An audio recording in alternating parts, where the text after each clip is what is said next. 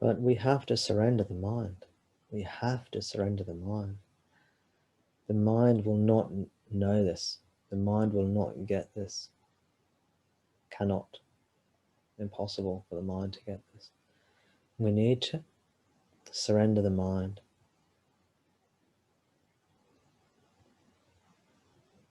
And then that which we're looking for is revealed naturally, spontaneously, effortlessly.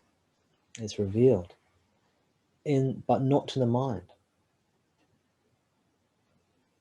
How can that be explained to the mind?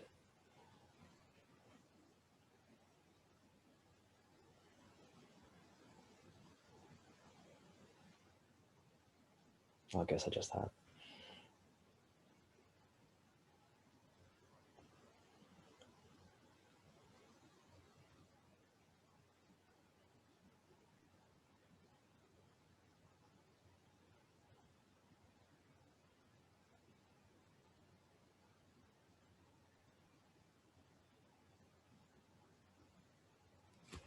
The mind has its own ideas sometimes of what will work.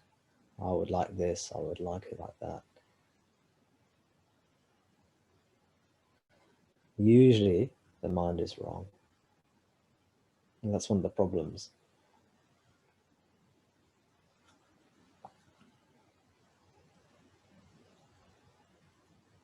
This is why Nisargadatta Maharaj, he says, it's not listening to my words that will help you. It's following them. You have to put them into practice. You have to put my words into practice. It's not listening, talking to me about being still, about being with the I am, that's going to help you. It's being with the I am.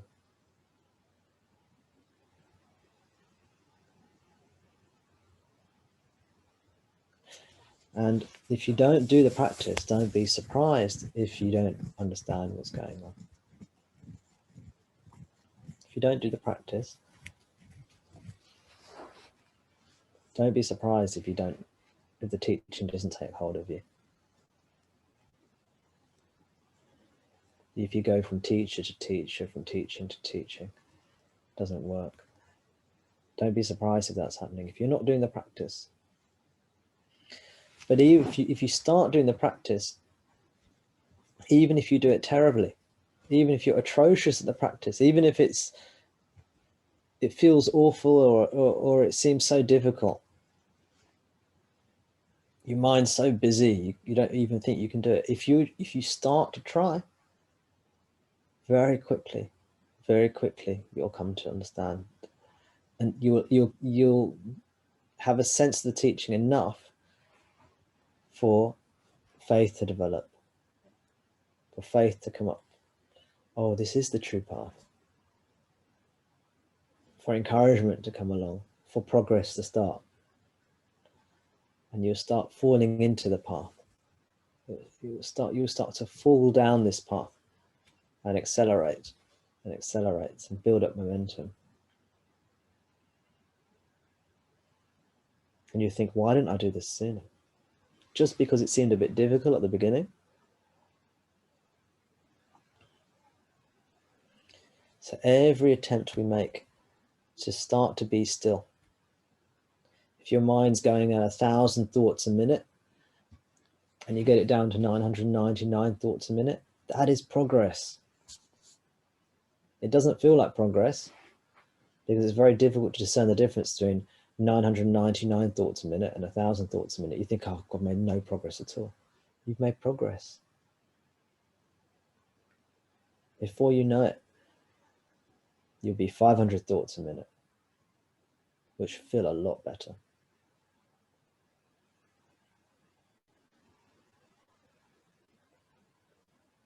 And it'll be 100 thoughts a minute, maybe 10 thoughts a minute. And then you realize the thoughts don't even get in the way.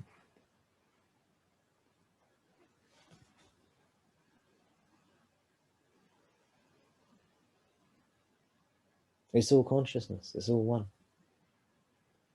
Very difficult to realize that when your mind's going at 1,000 thoughts a minute.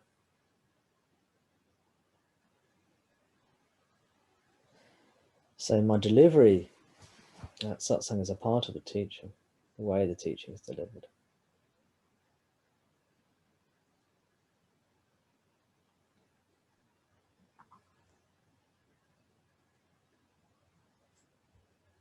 The way the ego has to listen.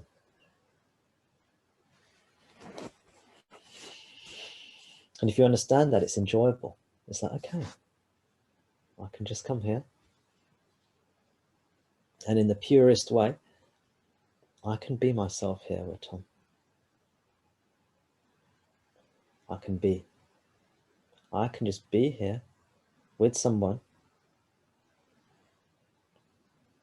maybe a kindred spirit. And I can just be with them. I can just be in that room with them. I can be still. I can just sit. And I don't have to say anything. I don't have to make conversation. I don't have to be witty, clever. I don't have to share any anecdotes. I can just relax and be in their presence, in Tom's presence. And obviously, you know this is not about me. So when you're in my presence, you realize that is your presence.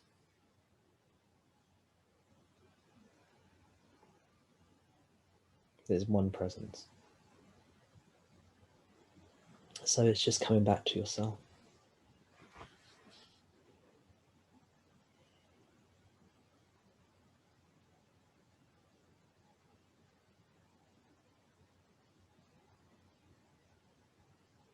So it's just coming back to yourself. As presence, as consciousness, as presence consciousness, as love, as oneness, as wholeness.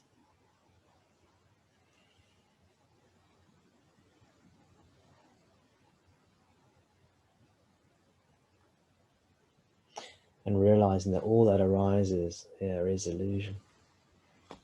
It's us. It's one with us. It's one with what I am, one with what we are. But it's not real. It has no capacity to affect us.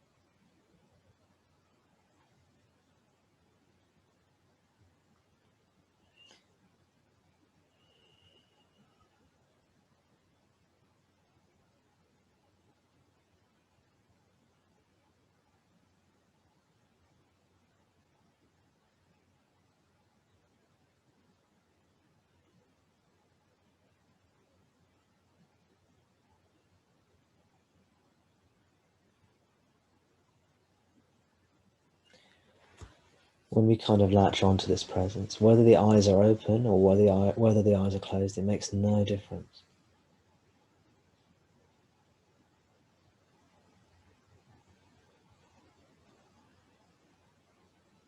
That's just the superficiality. The eyes are open, the eyes are closed, makes no difference.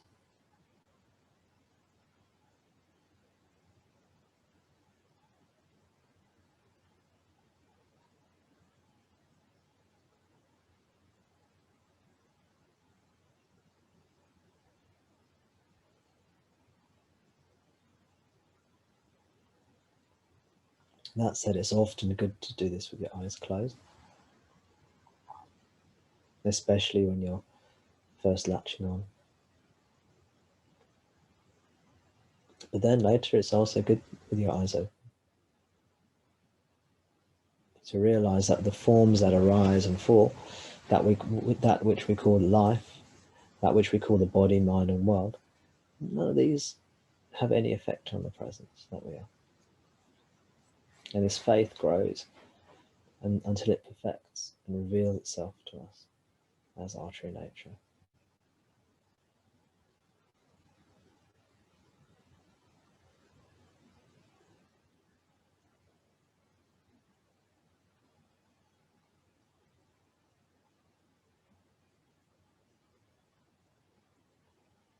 Remember, it doesn't reveal itself to the mind. The mind is the holding onto the tree, the branch of the tree. So when you let go of the branch, you realize you're standing on the ground. You're always standing on the ground, but you didn't realize that because you were holding onto the tree.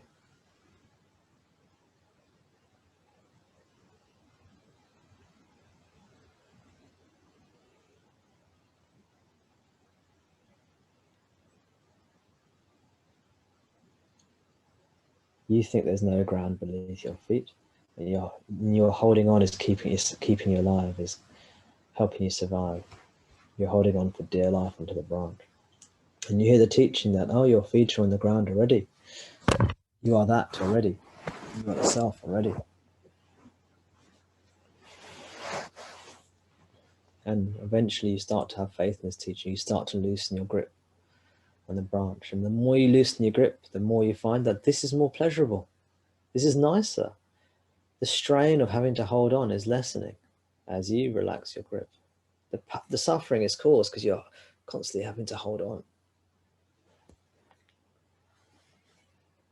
As you let go more and more, life gets better and better, and you get faith in the teaching. And eventually you have the strength, the courage. This is self-inquiry. This is self-surrender. You have the strength, you have the courage to let go. And you find you're the self. Your feet have always been on the ground. You only discover it when you turn within and let go.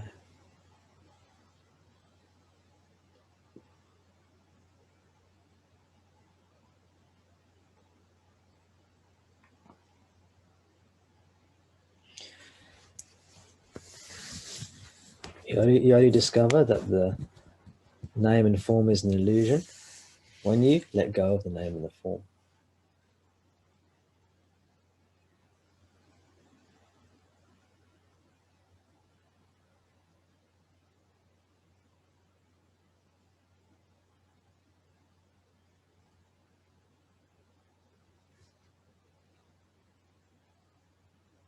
Otherwise, you are still caught up in the Maya, in illusion.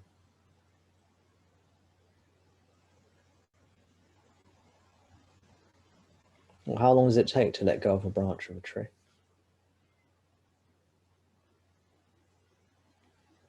For most, because of the fear involved, it's a gradual process.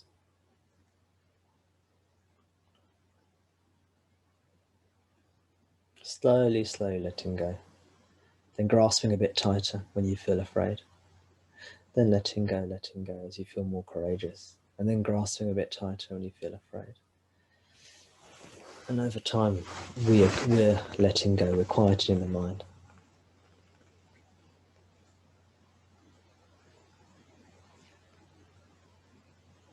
All this time, the Guru is important, potentially. Reassuring us that this is good, this is the path.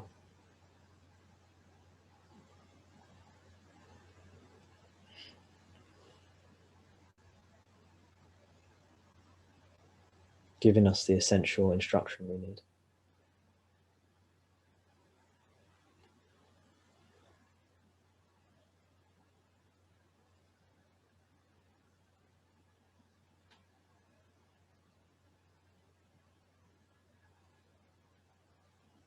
So if your mind is racing, if you've got an active mind, if you've got a rajasic mind, just take the time to try and still it a little bit. You don't have to do very much. Just a little bit is enough.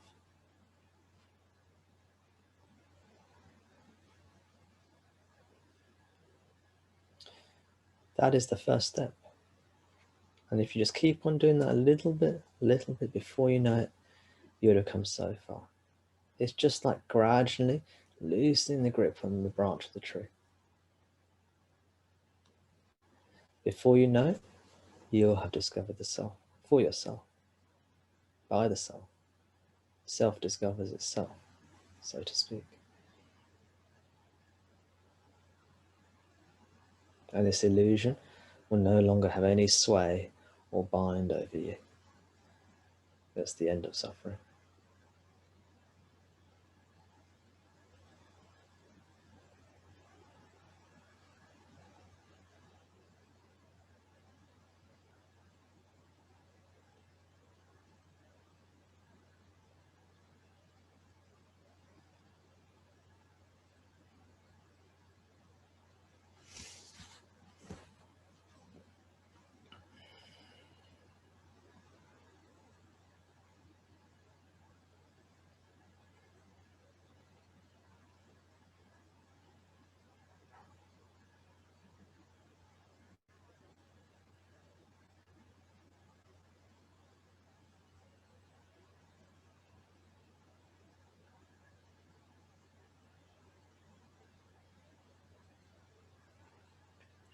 So do not take this world to be real. Do not take this body, mind to be yourself.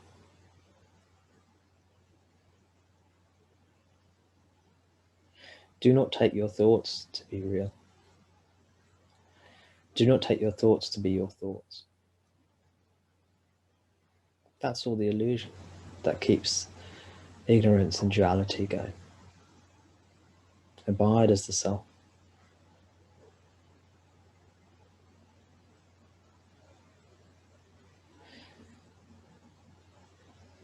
Rest and lie with the knowledge that is within you. Merge into that knowledge which is within you.